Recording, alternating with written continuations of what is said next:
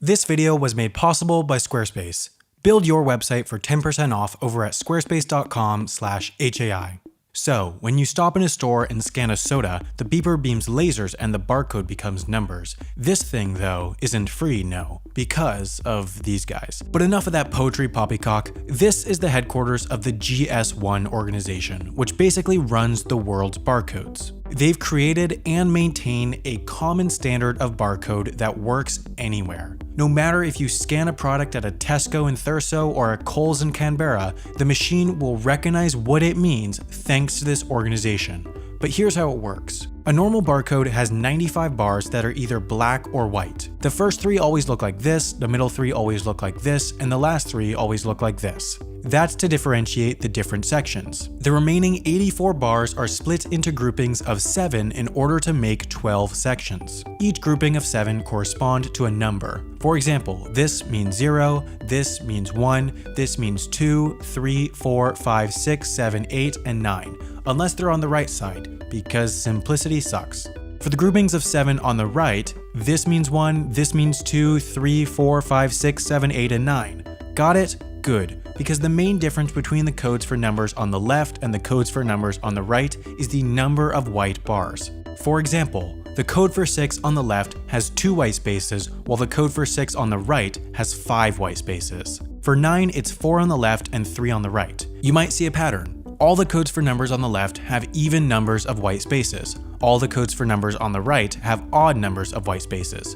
This is so if the code is upside down, the scanner knows to read the code from the opposite direction. If it sees the codes with odd numbers of white spaces on the left, the machine knows to start reading from the right. But before being able to make barcodes, you need a company prefix, because the first bit of any barcode is devoted to identifying the company that makes the product, and then the first 3 digits of that identify the country where that company is from. For example, this cream cheese, which was one of 5 things in my fridge, starts with country code 622, which corresponds to Switzerland, where the European headquarters of the manufacturer, Mondelez International, is. Each country worldwide has its own code, but don't worry America, you're still number 1, but also 2 through 19, 30 through 39, and 60 through 139 because big countries need lots of codes to allow for lots of companies.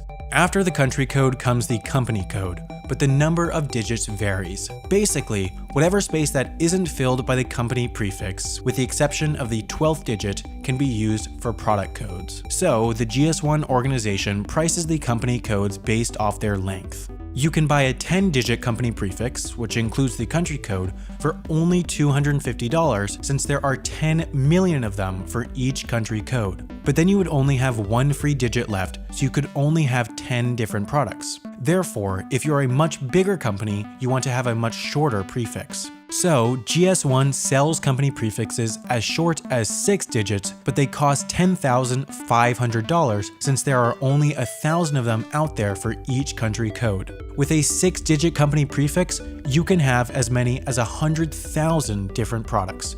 The product codes, living here between the company prefix and the 12th digit, don't really have a common standard, so each company can set their own codes. They all go into a central database, so any store worldwide selling this cream cheese, for example, can know the code. But then there's this 12th digit. This is there to make sure that the scanner read the rest of the digits correctly.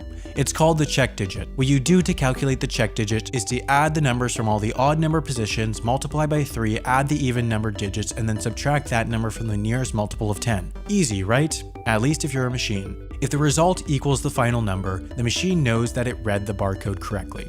Although, if you're not a machine, what might not be easy is building a website, unless you use Squarespace. With Squarespace, you can make a website without any coding or advanced design knowledge using their beautiful templates and powerful website builder. I use Squarespace for all my websites since it just works. If you do ever have an issue, they have superb, award-winning customer service available to help you with anything and everything. The best news is that Squarespace is offering 10% off their already reasonable prices by going to squarespace.com/HAI. If you have a YouTube channel, a business, an event, or anything else, it's worth getting a website, and there's nowhere better to build it than squarespace.com/HAI.